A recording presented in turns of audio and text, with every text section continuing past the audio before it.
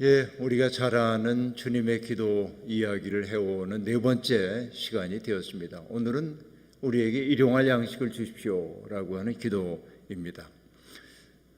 날마다 음식을 먹지 않고 살 수 없는 게 인간이죠. 맹렬하게 젖을 빨고 있는 아이들의 모습을 보면 인간이 육체구나 하는 생각이 들 때가 아주 많이 있습니다. 먹지 않고는 살 수가 없죠. 그런데 우리에게 일용할 양식을 주십시오라고 하는 이 기도가 오늘 적절한가 생각해 봅니다. 왜냐하면 우린 먹을 게 넘치는 시대에 살고 있기 때문에 그렇습니다.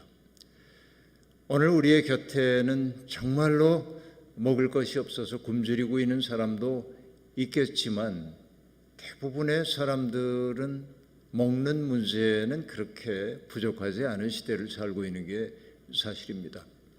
사실 몇십 년 전만 하더라도 먹고 사는 문제는 매우 심각한 문제였었고, 말씀을 여러 차례 드립니다마는 저희도 8남매였기 때문에 그 많은 8남매들 먹고 사는 문제가 보통 문제가 아니었죠. 어린 시절에 그래서 배고팠던 기억들이 참 많이 납니다. 밀집으로 만든 방석을 깐 집에서 형제 자매들이 함께 사는데 8식구 형님 형수님도 있었으니까 어머니 아버지까지 하면은 대식구인데 일일이 밥그릇을 이렇게 떠가지고 밥을 놓지 못하는 그런 형편이었습니다. 그러니까 상한복판에 양푼을 갖다 놓고 보리밥이었죠. 보리밥 양푼을 갖다 놓고 먹는데 형제들 간의 경쟁이 상당히 심했습니다. 박자를 잘 맞춰야 돼. 너무 빨리 먹는다든지 그러면 박자를 어기면은 싸움이 나기 때문에 박자를 맞춰야 했고, 그리고 참 이게 그렇잖아요. 밥알이 밑으로 떨어지면은 밀집 사이에 밥알이 이렇게 낍니다. 그러면 여러분 그 밀집 사이에 우리 어렸을 때 보면은 벼룩도 있고 빈대도 있고 옛날에 지저분하게 이럴 데 없는데 당연히 버려야 하지만 너무 배고팠던 시대였기 때문에 발로 이렇게 가리고 있다가 함께 먹는 공동의 밥이 다 끝나고 나면 그 밥알을 끄집어내가지고 입에 집어넣었던 그 생각이 납니다. 이 가난했던 시절의 이야기이죠. 그때만 해도 우리 어머니는 수채구멍으로 쌀 한 톨도 밖으로 나가지 못하게 하셨죠. 정말 그것이 아까워서이기도 하지만은 그 곡식이 만들어지기까지 얼마나 많은 공력이 필요한지를 아셨기 때문에 그러하셨을 거라고 생각을 합니다. 쌀미자를 한자로 생각해 보면은 쌀미자가 8팔자 둘과 10십자가 있는 형태로 되어 있거든요. 그래서 농부가 88번 허리를 숙여야 얻어지는 게 쌀이다, 이렇게도 얘기를 하고 있는데, 그러니까 옛사람들은 쌀 한 톨 속에 담겨있는 그 우주적 의미를 알아차리고 있었다 하는 얘기입니다. 여러분, 홍순관이라고 하는 노래꾼이 있는데 그분의 노래 가운데 쌀 한 톨의 무게라고 하는 노래가 있습니다. 여러분, 쌀 한 톨을 무게를 달아보면 얼마나 될까요? 0.몇 그램 정도 되지 않을까요? 그 정도밖에 안 될 겁니다. 그런데 그가 이렇게 노래합니다. 쌀 한 톨의 무게는 얼마나 될까? 내 손바닥에 올려놓고 무게를 잰다. 손바닥에 올려놓고 여러분 무게가 재질까요? 그런데 시인은 이렇게 노래합니다. 바람과 천둥과 비와 햇살과 외로운 별빛도 그 안에 스며네. 쌀이 이 세상에 우리에게 오기까지 여러분 봄이 돼가지고서 농부가 이제 벼를 심고 이게 자라나서 벼꽃이 피고 열매로 맺혀지고 처음에는 딱딱하지 않죠. 안에 물이 들어있죠. 그러다 점점 딱딱하게 알갱이가 만들어지는데 그 시인은 예민하게 뭐라고 얘기하냐면 그 속에 담겨있는 것을 영양가로만 보지 않습니다. 바람과 천둥과 비와 햇살과 외로운 별빛도 그 안에 스며네, 그렇게 말하고요. 농부의 새벽도 그 안에 숨었네. 이른 새벽에 일어나 가지고서는 논물을 보러 나가고 피들을 뽑아내고 이러면서 섬세하게 돌봤던 농부의 새벽도 그 속에 있다고 얘기합니다. 나락 한 알 속에 우주가 들어있네. 그렇죠? 그리고 말합니다. 버려진 쌀 한 톨에 우주의 무게를, 쌀 한 톨의 무게를 재어본다. 세상의 노래가 그 안에 울리네. 그리고 말합니다. 쌀 한 톨의 무게는 생명의 무게, 쌀 한 톨의 무게는 평화의 무게, 쌀 한 톨의 무게는 농부의 무게, 쌀 한 톨의 무게는 세월의 무게. 그렇게 말합니다. 여러분, 이렇게 생각해 보면 쌀 한 톨을 먹는다고 하는 게 얼마나 신비한 사건인지를 알 수 있습니다. 어느 목사님이 짤막한 시를 썼는데 아마 그 목사님이 유자차 한 잔을 드셨던 것 같습니다. 여러분도 유자차 좋아하시죠? 그럼 유자차 한 잔을 마신다. 그 첫 문장이 그거예요. 유자차를 마신다. 그리고 이렇게 얘기합니다. 지난 여름 아무도 몰래 그 열매에 내려앉은 햇살을 풀어 마신다. 그런단 말이에요. 여러분, 유자차 먹으면서 우리는 되게 어떻습니까? 이거 맛있네. 어디 거야? 이렇게 따집니다. 그런데 이 예민한 시인 목사님은 뭐라고 얘기합니까? 지난 여름 아무도 몰래 유자 열매에 내려앉은 햇살을 풀어 마신다라고 말합니다. 내가 뭔가를 먹는다고 하는 것은 내가 먹고 있는 그 모든 것들이 우주가 동참해가지고 만들어낸 거란 말이죠. 그래서 여러분, 첫날부터 제가 말씀을 드렸습니다. 식사 기도만 잘해도 우리의 영성이 달라진다 하고 말씀드렸던 거죠. 제가 종종 가는 식당이 있는데요. 그 식당에는 아주 그 유명한 셰프가 있는데 아주 맛있는 먹거리를 만드는 분입니다. 그 식당에 우리 시인 가운데 정말 뛰어난 시인이셨던 정현종 선생님이 종종 오셔서 식사를 하곤 합니다. 시를 좋아했던, 시집 읽는 것을 좋아했던 그 셰프 여성인데 셰프가 어느 날 정현종 선생님에게 얘기합니다. 선생님, 밥만 잡수지 마시고 한 말씀 해주세요. 그러자 정현종 선생님이 얘기했습니다. 내가 밥을 먹는 모습이 말이지 무슨 다른 말이 필요하겠는가, 그렇게 말했대. 이게 시예요. 시로 썼어요. 여러분, 내가 밥 먹는 모습 그 자체가 시다. 우리 이렇게 얘기할 수 있을까요? 나의 먹음이 오늘. 그 식당에 가면은 그 시도 걸려 있고 또 어떤 글도 또 적혀 있냐면 이런 글도 있습니다. 이것도 금방 얘기했던 유자차 풀어 마신다 하는 그 시를 썼던 목사님의 글이기도 한데요. 공손히 씹어서 천천히 삼켜라. 그렇게 허겁지겁 먹으면 어느 틈에 고마운 마음이 들 거냐, 그렇게 말한단 말이에요. 우리가 음식 밥 한 끼를 이렇게 먹는다고 그래도 허겁지겁 삼켜버리면 어느 틈에 고마운 마음이 들겠느냐, 이렇게 얘기합니다. 여러분, 이게 저는 굉장히 근본적인 문제라는 생각이 듭니다. 여러분, 어떤 사람이 얘기합니다. 어떤 사람이 신발을 벗어놓는 모습만 봐도 그 사람의 마음 상태가 어떤지가 드러난다, 그렇게 얘기하기도 합니다. 우리의 태도 속에 배어 있는 거예요.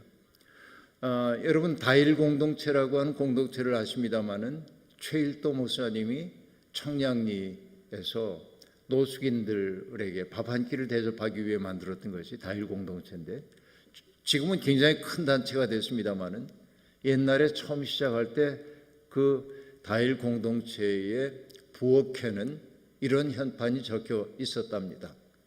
음식 솜씨는 상차림에서 드러나지만 그 사람의 마음가짐은 설거지에서 드러난다, 그랬대요. 그러니까 여러분, 어떤 사람은 음식을 굉장히 잘 만들 수 있습니다. 음식 솜씨가 드러나죠. 그런데 그 사람이 어떤 사람인지는 설거지하는 모습을 보면 알 수 있다, 이렇게도 얘기합니다. 그러니까 나의 내면 속에 있는 것들이 밖으로 이렇게 드러나도록 되어 있습니다. 자, 오늘은 먹을 것이 넘쳐나는 시대에 우리에게 일용할 양식을 주십시오라고 얘기할 때 그 말의 의미는 뭘까 생각을 해볼 필요가 있습니다. 여러분, 예수 그리스도와 제자들이 하나님의 말씀을 전하기 위해서 이곳저곳 다닐 때 주님은 돈 가지고 다니시지 않았죠. 제자들을 세상 앞에 복음 전하라고 파송할 때 주님이 하셨던 말씀은 뭡니까? 두 보럽도 가지지 말고 전대도 차지 말고 가라고 얘기합니다. 너희들을 따뜻하게 맞아들이는 사람이 있으면 그 집에 들어가서 축복을 해주라고 얘기합니다. 그러나 너희를 맞아들이지 않는 사람이 있다면 바로 거기를 떠나라고 얘기해 줍니다.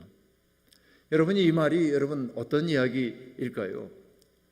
주님이 만들려고 하는 것은 환대의 공동체였어요. 누군가를 내 삶 속에 맞아들여 가지고 그 사람과 아름다운 우애를 나누는 공동체 만드는 게 예수 그리스도의 꿈이었습니다. 그런데 여러분 생각해 보십시오.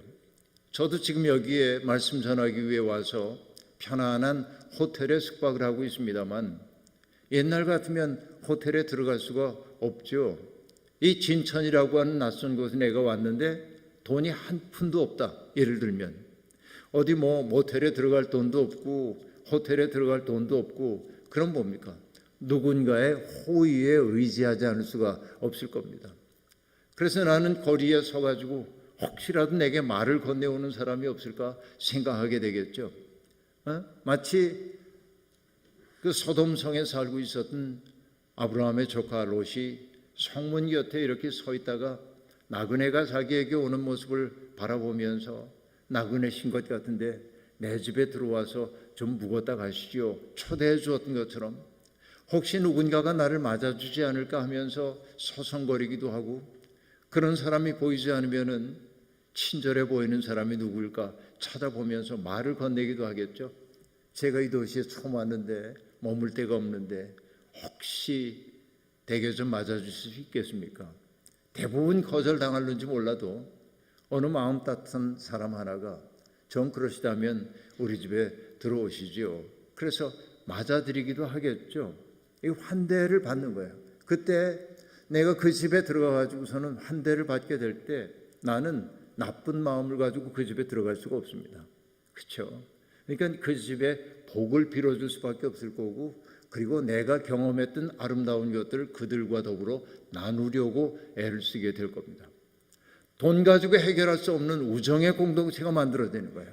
그러니까 예수 그리스도와 제자들이 1세기에 팔레스타인 땅에 다닐 때 돈 가지고 어떤 문제를 해결하지 않고 우정의 공동체를 이루어냈단 말이죠. 이게 참 중요한 얘기라고 볼 수 있습니다.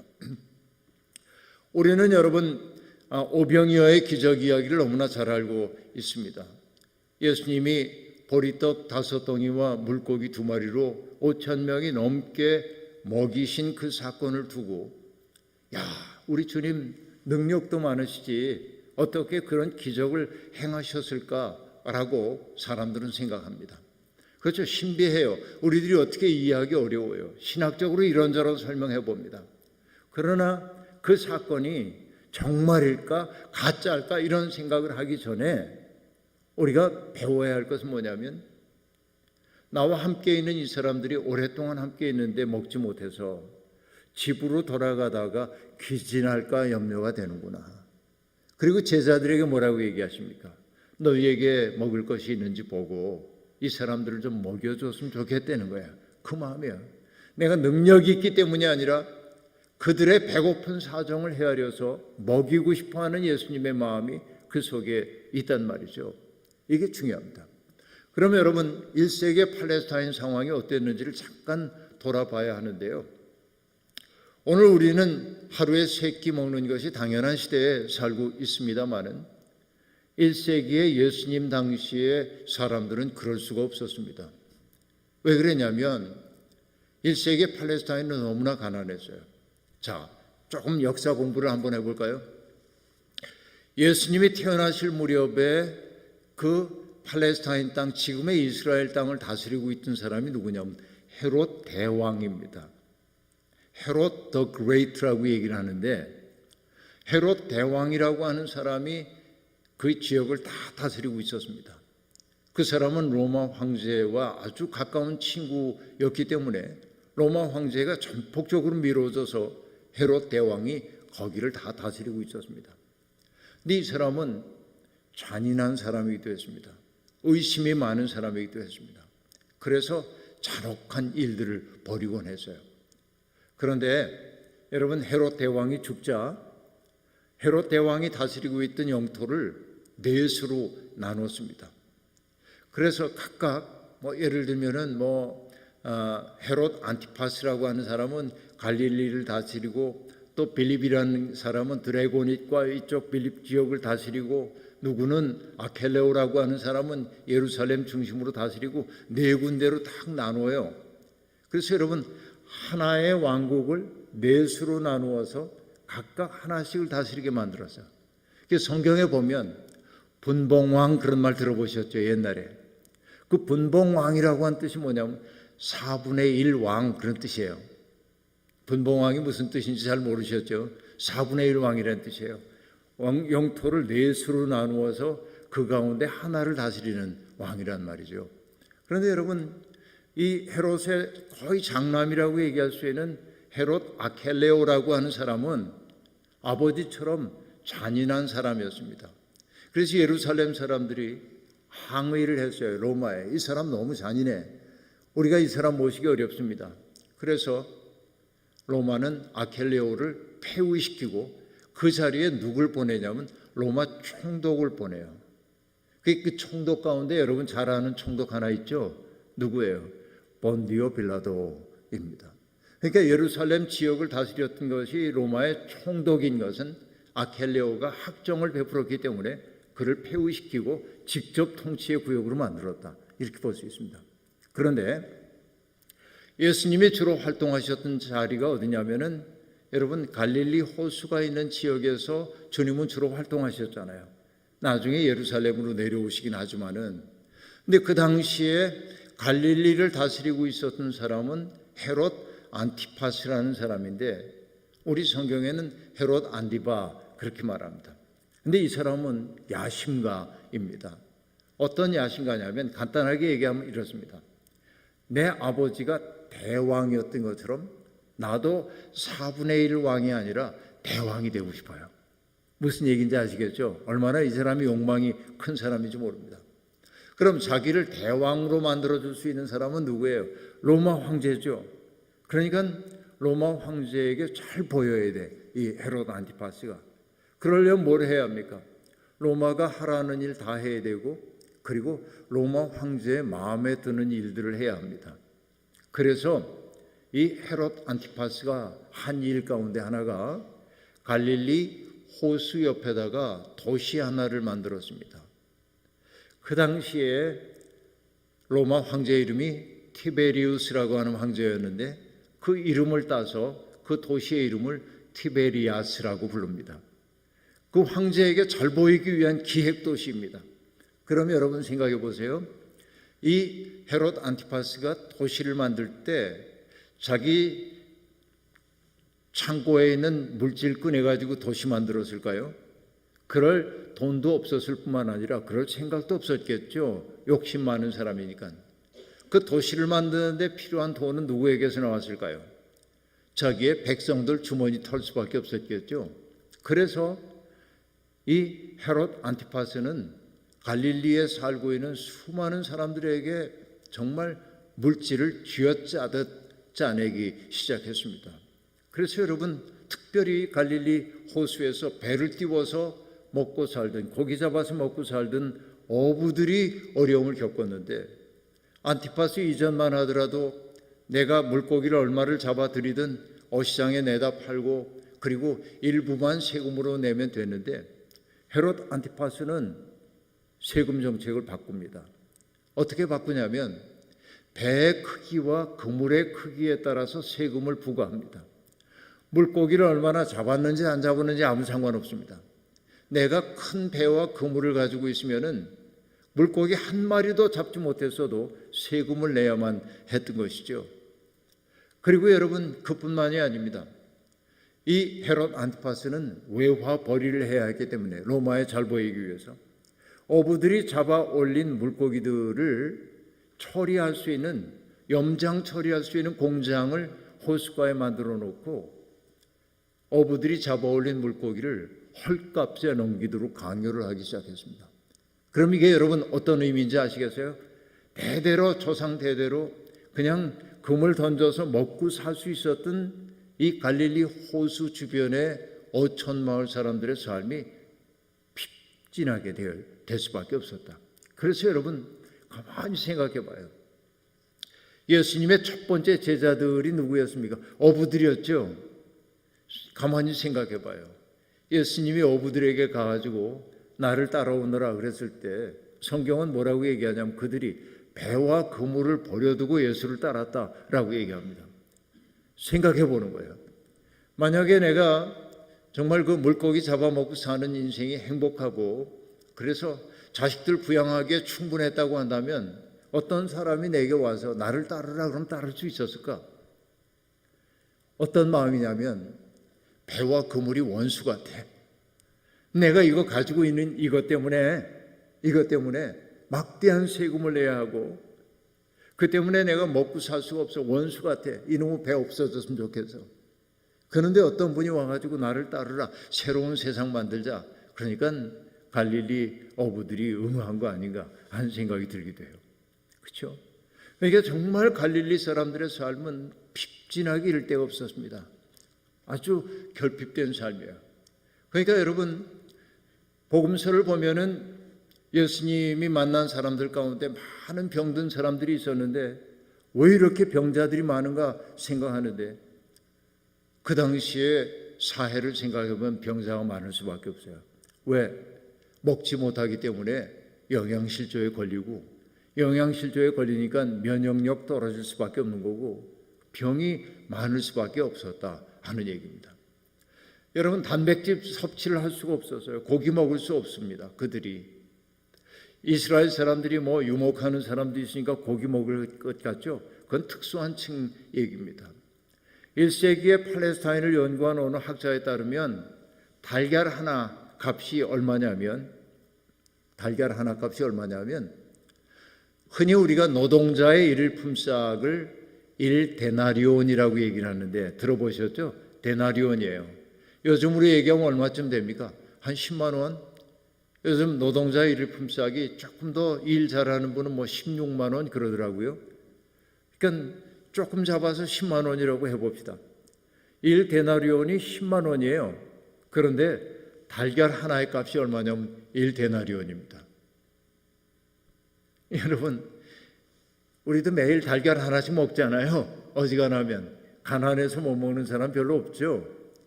그런데 달걀 하나를 먹으려면 하루치 품삯을 내야 하니 먹을 수 있겠어요? 거의 불가능입니다. 단백질 섭취할 수 없었어요. 그러니까 여러분 예수님이 오병이어의 기적을 일으켰다고 얘기할 때 참 신비한 사건이다 이렇게만 보면 안 되고 그들이 예수님을 따라 나섰던 사람들이 대부분 다 하루에 한 끼 이상 먹기 어려운 사람들이었음을 염두에 둘 때 그 사건이 일으키고 있는 놀라움을 우리가 알 수 있겠다 하는 얘기입니다. 그죠? 그러니까 예수 그리스도의 마음은 어디에 가 있냐면 이런 세상 속에서 굶주리고 있는 사람들의 마음을 헤아리신 거예요. 그래서 제자들에게도 기도를 가르치실 때 오늘 우리에게 일용할 양식을 주시옵고 이렇게 기도했다는 겁니다. 주님은 영적인 문제만 우리에게 관심이 있는 것이 아니고 주님은 우리가 먹는 문제에도 예민한 관심을 가지신 분이십니다. 자, 이 놀라운 사건, 여러분 오병이어의 기적 같은 사건이 구약에서 일어났을 때 그 사건은 어떤 사건입니까? 애굽을 탈출해 나올 때 준비해왔던 음식들이 다 떨어지자 백성들은 광야에서 음식을 구할 길이 없었습니다. 어찌할 바를 몰라서 투덜거리기 시작했습니다. 그때 하나님이 그들에게 내려주셨던 음식이 뭐죠? 만나를 내려주셨습니다. 하얀 가시 같은 것들이 광야에 떨어져 있는 것을 보고 사람들이 이것이 무엇이지? 라고 물어요. 히브리어로 그게 뭐냐? 만후라고 한 말인데 만후 이게 뭐지? 그러다가 사람들은 그것을 갖다가 먹어보니까 달짝지근하고 배고픔을 면할 수 있게 되었습니다. 그래서 이게 하나님이 우리에게 내려주신 선물이구나. 그래서 그것의 이름을 만나라고 했던 거죠. 그런데 광야에서 만나를 먹게 될 때 굉장히 놀라운 경험을 하죠. 그들이 어떤 경험입니까? 주님이 말씀하셨어요. 하루에 한 대박씩만 거두어 드리라는 거예요. 그죠? 한 대박씩만, 한 오멜씩만 거두어 드리래요. 그래서 광야에 가가지고 그것들을 다 거두어 드렸더니 굉장히 재미있는 게 뭐라고 얘기합니까? 많이 거둔 사람도 남지 않았고 적게 거둔 사람도 부족하지 않았다. 이렇게 말합니다. 이 신비한 얘기입니다. 많이 거두면 남아야잖아요. 적게 거두면 부족해야잖아요. 근데 어떻게 많이 거둔 사람도 남지 않고 적게 거둔 사람도 부족하지 않았다고 얘기할까요? 그것은 성경이 말하지 않고 있지만은 말하지 않음 속에 담겨 있는 어떤 행위를 우리가 알 수 있기 때문에 그렇습니다. 자, 주님이 그것을 다음날 아침까지 남겨두지 말라고 얘기했는데도 불구하고 이건 내일은 이게 안 나올는지도 모르니까 우리 많이 거둬드리자. 그래서 많이 거둬서 먹고 여기다 옅어두었는데 다음날 아침에 보니까는 벌레가 나고 썩고 그래서 먹을 수가 없어요. 이 경험을 하다 보면 어떻습니까? 모아둬봐야 아무 소용이 없구나. 근데 여러분, 내가 우리 집에 일할 손이 많아가지고 많이 거둬드렸거든요. 근데 옆집에 보니까 병약한 노인도 있고 어린이도 있고 그래서 많이 못 거둬서 늘 배고파요. 그럼 어떡합니까? 내 거 남겨둬봐야 뭐해? 다음날이면 벌레가 나고 썩고 그러니까 먹을 수가 없죠. 그걸 알기 때문에 남아있는 부분을 갖지 못한 사람에게 나누어 주는 거죠. 그러니까 여러분, 만나의 사건의 기적은 어디에 있냐면은 나 좋을 대로 살지 않고 내 옆에 있는 사람을 살피면서 그의 필요한 것이 무엇인지를 채워주려고 했단 말이죠. 이게 광야의 만나의 경제 법칙이에요. 바로 이게 일용할 양식입니다. 오늘 우리에게 일용할 양식을 주옵시고 오라고 하는 것은 어떤 의미냐면 내 배만 채우면 그만이라고 하는 태도가 아니라 누군가의 배고픈 사정을 헤아리면서 그의 문제를 해결해 주려고 하는 마음을 품고 살아야 한다 하는 이야기였습니다. 이게 여러분 일용할 양식을 주옵시고 라고 하는 말 속에 담겨있는 의미예요. 날마다. 그런데 앞에 처음에 여러분께 말씀을 드렸던 것처럼 물건이 넘쳐나는 시대에 살고 있기 때문에 우리는 일용할 양식을 주십시오라고 기도하기 어려워요. 그래서 오히려 저는 이렇게 기도를 합니다. 하나님, 오늘 우리에게 일용할 배고픔을 주십시오. 왜냐하면 여러분, 이 시대의 문제는 먹지 못하는 문제가 아니라 너무 많이 먹어서 문제 아닙니까? 일용할 배고픔을 주십시오 라고 하는 얘기는 어떤 얘기냐면 내가 밥을 먹기 위해 나를 비워달라는 얘기가 아니고 배고픈 자의 처지를 헤아릴 줄 아는 마음을 내게 좀 주십시오. 이게 일용할 양식을 주십시오라고 하는 말 속에 담겨있는 오늘의 의미라고 저는 생각해요. 굶주리고 있는 사람, 어려움을 겪고 있는 사람의 마음을 헤아릴 줄 아는 일용할 배고픔을 내게 좀 주십시오. 그래서 내가 그 마음을 헤아릴 뿐만 아니라 내 밥을 덜어서라도 그를 채워줄 줄 아는 마음이 내게 있게 해 주십시오. 그렇죠? 그리고 여러분, 일용할 양식을 달라고 하는 이 이야기 속에는 저는 이것을 의미를 확장해 보면 이렇게 기도합니다. 하나님, 오늘 제가 일용할 수 있는 명랑함을 허락해 주십시오. 그렇죠? 여러분, 예수 믿는 사람들은 따뜻하고 명랑한 사람이어야 합니다. 여러분을 바라보면 다른 사람들이 기분이 좋아져야 합니다. 제가 농담처럼 늘 하는 얘기인데 예수를 믿는다고 하는 사람들이 얼굴에 요 앞에 맹견, 주의 이런 거 써붙이면 안 돼요. 나를 건드리면 뭡니다. 아주 사나운 표정을 짓고 있는 이들이 있거든요. 그래서 우리가 하나님 앞에 기도하는 거예요. 하나님, 오늘 제가 일용할 명랑함을 허락하여 주십시오. 내가 사람들을 대할 때 나와 만난 사람이 우울해지지 않게, 나와 만난 사람이 유쾌해지게, 나와 만난 사람이 마음속에 따뜻함을 느낄 수 있게 내게 일용할 명랑함을 허락하여 주십시오. 그죠? 하나님, 내게 오늘도 일용할 감사함을 심어주십시오. 그죠? 세상을 바라볼 때 감사의 렌즈를 끼고 바라보는 사람과 불평의 렌즈를 끼고 바라보는 사람이 동일한 세상을 바라봐도 전혀 다른 세상을 경험할 수밖에 없는 것이죠.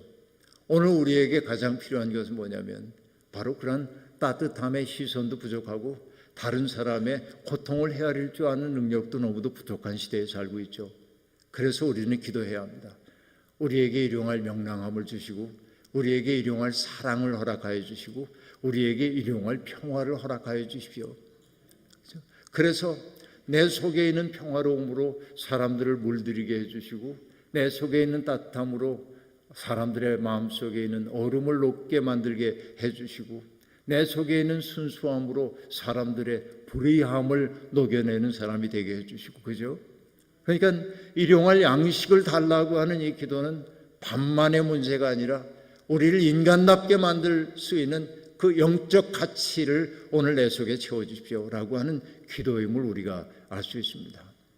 오늘도 우리에게 복된 날 허락해 주신 주님이 우리에게 일용할 양식뿐만 아니라 일용할 배고픔, 명랑함, 순수함, 따뜻함, 사랑을 우리 속에 채워주셔서 그 사랑으로 우리의 주변 사람들에게 하나님의 살아계심을 전하는 아름다운 하루가 되기를 주의 이름으로 축원합니다.